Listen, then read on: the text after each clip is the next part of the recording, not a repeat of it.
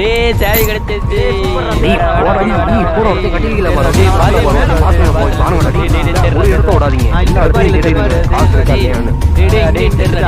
டேய் கேரம் போடுறா, வாங்க மேட்சை போடுவோம். விளாடுவோம்.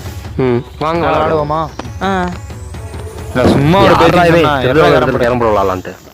என்னடா எங்க தேடியும் கிடைக்க மாட்டேங்குது. டி அங்க ஒரு பேக் இருக்குடா.